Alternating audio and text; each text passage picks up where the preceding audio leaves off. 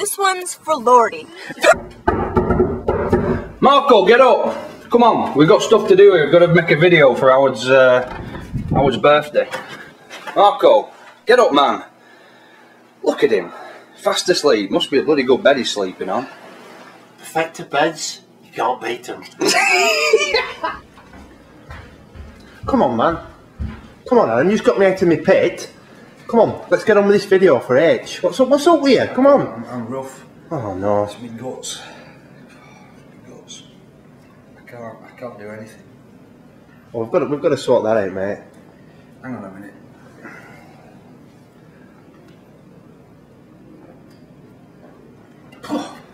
Oh, right now. Let's get on with it. Sweet.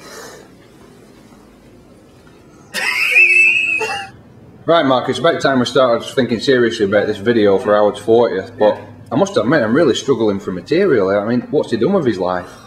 Well, it's pretty, we've got narrow margin here. We've got A, film some bloke playing bubble bobble in his bedroom all afternoon, or B, someone sat at a bar at Gretna drinking all day. Exactly. We've got nothing to work with here. We're struggling, man. Are you talking about Howard Riley? Yeah. What are you on about, you noobs? Have you not heard his music? Music? Yeah, it's all through school. What are you talking about? You've not heard War Games? No. Oh, you spackers.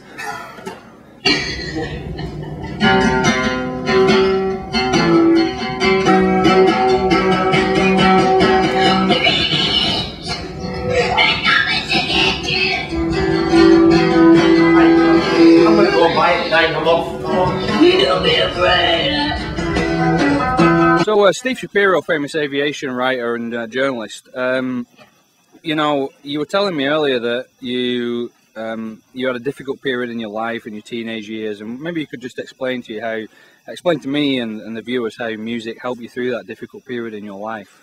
Well, when I was younger, I didn't have a lot of confidence, and hit this one patch where I was really down, and I love music, but I'm not a musician. I can't play it, but I really relate to stuff. And, I get into some of the things like Springsteen. I grew up in Jersey, so that was a real big influence for me. But there's this one song that just really got me through, like when I was just in the dumps. And I always remember it because it was the same name as this movie from when I was a kid, War Games. And there's this one line about just not being afraid.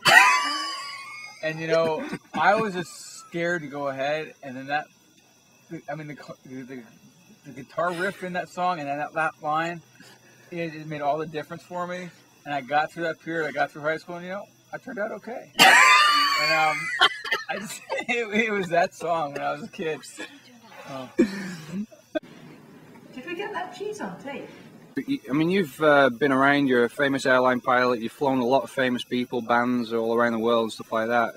You want to share any experiences you've had? Yeah, I've met some great bands. I mean, I grew up with the guys from U2, and I stayed in touch with them occasionally. I went to see a really big concert in Dublin. I got backstage and I was talking to the guys, and strange enough, they asked me once about some guy called Riley or something about a song he had called War Games. They said they really need to get hold of this guy. They thought he really could be an inspiration to them. I didn't know who he was at the time, and to be honest, I don't know who he is now. Chicken fox. This is Dan Grunlow, famous aviation writer. Dan, I know you're a big guitar player, and I just wondered if you could explain to us, what some of the influences on your career have been. Well, I love playing the guitar. I started at 16. I had the only rock band in Southern Illinois for a long time. I would say everybody's inspired by the Beatles and stuff like that, but really Bob Dylan was the one that inspired me. Got me started. I tried to do, Dylan tunes, but there's one guy in particular that really did it for me. What was his name? Before I go, I'd like to wish a very happy birthday, happy 40th birthday to Howard Riley, and just to thank him for the music that's inspired so many of us. Hey, it's Jake Blues from Blues Brothers. And I'm Elwood Blues. All right, we're going to be looking at some great music tonight. We're going to do Jailhouse Rock. We're going to do Mustang Sally and this song called War Games. Bruce Dickinson, singer with Iron Maiden. We're just wondering if we could ask you what your influences in music were over your career. Well, I mean, a lot there, but Then lots of Deep Purple records, and yeah, a bit of Zeppelin. Not so much Zeppelin initially. Jethro Tull standing on one leg. I mean, Frankie Howerd, the comedian, used to tell his jokes to graveyards and gravestones and things like that, so you could get a laugh.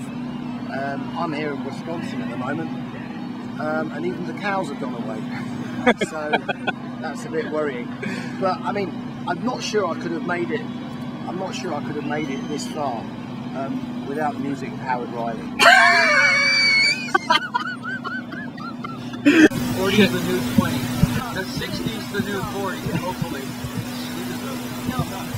Sweet as a nut.